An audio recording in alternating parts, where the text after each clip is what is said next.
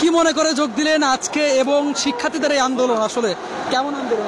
আপনি মনে করেন যে আমার পেশা গান গাওয়া, আমি একজন সঙ্গীত শিল্পী, কিন্তু যেভাবে অকাতরে পাখির মতো আমাদের ছাত্রদের হত্যা করা হয়েছে, সেই হত্যা একজন বাবা হিসেবে আমি মানতে পারিনি। আমি নীরবে কেঁদেছি এবং আল্লাহর কাছে প্রার্থনা করেছি যে আল্লাহ পাক এই জায়গা থেকে আমাদের মুক্ত করো। আজকে দেখেন সারা বাংলাদেশের মানুষ রাস্তায় নেমে গেছে একই দাবিতে যে আমার বাংলাদেশ সুস্থ থাকতে হবে, আমার দেশ, আমার জন্মভূমি, আমার স্বাধীন দেশ, সবাই স্বাধীনভাবে কথা বলতে চায়, সবাই স্বাধীনভাবে চলতে চায়। সেই জায়গায় এই রক্তের বন্যা বয়ে গেছে। কোনো বাবা, কোনো মা তার সন্তান হারানোর বেদনা ঘরে বসে আর নিজে নিজে সহ্য করতে পারে না। তাই আজকে দেখেন লক্ষ লক্ষ মানুষ রাস্তায় নেমে গেছে এই সন্তান হারার বেদনা এবং এই সন্তানদের যে আত্মার সন্তান হারানোর যে কষ্ট, সেই কষ্ট নিবারণ করার জন্যই আজকে আমরা সবাই মিলে এই রাস্তায় নেমে গেছি। আমি এই আন্দোলনের যৌক্তিক আন্দোলনের সংহতি প্রকাশ করছি। আমাদের সাথে আমাদের শিবি পলাশ ভাই আছে। এই যে আন্দোলন হলে যে আপনার নেটওয়ার্ক সিস্টেমটা বন্ধ করে দেওয়া হয়, আজকে এখনো নেটওয়ার্ক বন্ধ রয়েছে, এইটা কিভাবে দেখছেন? বুঝি নাই। দেখছেন যে নেটওয়ার্ক বন্ধ করে দেওয়া হয়, ইন্টারনেট বন্ধ করে দেওয়া দেখছেন? এটা তো আপনি আমরা সবাই জানি। হ্যাঁ, আমরা টেলিভিশনে দেখছি যেটা আন্দোলনকারীরা বন্ধ করেছে তারা বলছে, কিন্তু এটা তো আমরা জানি মিথ্যা না সত্য। এটা হলো কিছু কৌশলগত কারণ তো থাকবেই।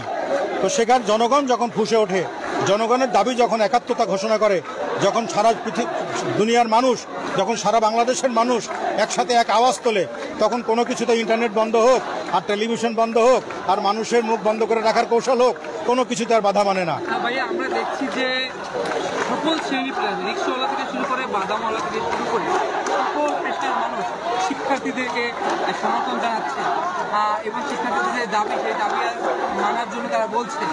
এই যে এত সমর্থন এই শিক্ষার্থীদের প্রতি, এটা কীভাবে তৈরি হলো, কি বলবেন? আপনি সবাই পরিষ্কার যে শিক্ষার্থীরা যে যৌক্তিক দাবি নিয়ে নেমেছিল কোটা আন্দোলন, সেটি সঠিক ছিল। তাদের দাবিটা খুব শুরুর দিক থেকে মেনে নিলে আজকের এই সমস্যাটা হতো না, এতগুলো প্রাণ ঝরতো না, অসংখ্য মানুষ মারা গেছে। আজকে দেখছেন যেভাবে মানুষকে মারা হয়েছে, সন্তানদেরকে মারা হয়েছে, পৃথিবীর আমাদের দেশের মানুষের বাইরেও অনেকের মানুষের চোখের পানি ছেড়ে দিয়েছে, তারা এই কষ্ট সহ্য করতে পারে নাই। এখন তো মানুষের যন্ত্রণা যখন দেয়ালে পিঠ থেকে যায়, তখন তো মানুষ আর ঘরে বসতে পারে না। একটা প্রশ্ন, কিছুক্ষণ আগে প্রধানমন্ত্রী ঘোষণা করেছে শিক্ষার্থীদেরকে আহ্বান জানিয়েছে সংলাপের। আরেকটি বিষয় তিনি বলেছেন সমস্ত হত্যাকাণ্ডের তিনি বিচার করবেন। এই বিষয়টা আসলে বিচার করতে পারবেন? উনি বলেছেন, ওনাকে ধন্যবাদ, কিন্তু সেটা বড় দেরি হয়ে গেছে। এই কথাটি আগে বললে ভালো হতো। সময়, লালন সাহেব লিখেছেন, সময় গেলে সাধন হবে না। এই গানটি এখন বাস্তবে পরিণত হচ্ছে। আমরা দেখছি যখন আপনারা প্রতিবাদে সামিল হচ্ছেন, তখন আপনাদেরই সঙ্গীত শিল্পী, অভিনয় শিল্পী পোড়া দেয়াল, ভাঙা কাচের টুকরার জন্য কান্নাকাটি করছেন। এই বিষয়ে আপনার মতামত কি? ফসলের মাঠে আগাছা থাকবেই, যারা ভালো কৃষক আগাছা পরিষ্কার করে ফসলটা ঘরে নিয়ে আসবে। তাছাড়া আমাদের এখানে একটা আত্মার নেটওয়ার্ক তৈরি হয়েছে। এখানে আজকে শিক্ষার্থীদের আন্দোলন যোগ দিতে পেরে আপনার কেমন লাগছে? আমার খুব ভালো লাগছে, কারণ আমি শিল্পী মানুষ, আমি জনগণ নিয়ে কাজ করি, জনগণের হৃদয়ের ভাষা আমি বুঝি। জনগণের হৃদয় চাচ্ছে আজকে যৌক্তিক আন্দোলনের সাথে একত্রিত হওয়ার যে ঘোষণা, সেখানে আমি একা বসে থাকতে পারি না। আমি ছুটে এসেছি, আমার বাবা অসুস্থ, আমি ঢাকার বাইরে ছিলাম, আমি ছুটে এসেছি। আমার বাবা হাত ধরে বারবার বলছেন যে তুমি ঢাকায় যেও না। আমি বলছি না বাবা, আজকে তোমার সন্তান যদি মারা যায় তোমার কেমন লাগবে, আমার সন্তান মারা গেলে আমার কেমন লাগবে। যার সন্তান মারা গেছে সেই বোঝে সন্তান হারানোর জ্বালা কতটুকু। এই যে আন্দোলনে যারা যোগ দিচ্ছে, শিল্পী বলেন বা যারাই বলেন, তাদের হচ্ছে জামাত শিবির ট্যাগ দেওয়া হচ্ছে, এই বিষয়টা জি, জামাত শিবির ট্যাগ দিচ্ছে। ভাই একটু আমার ভিডিও করে দেন না, ভিডিও করবেন। জামাত শিবির ট্যাগ দেওয়া হচ্ছে, এই বিষয়টা এটা আসলে বললাম না, বিভিন্ন কৌশল অবলম্বন করা হয়।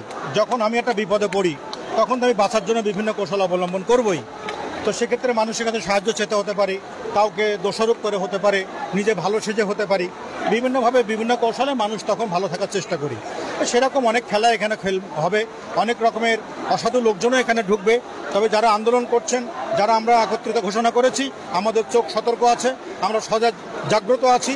এখানে অসাধু কোনো চক্র এখানে এই আন্দোলনকে বাধাগ্রস্ত করতে পারবে না। ওদের উদ্দেশ্যে কি বলবেন আপনারা, এই যারা নেতৃত্ব দিচ্ছে তাদের উদ্দেশ্যে কি বলবেন?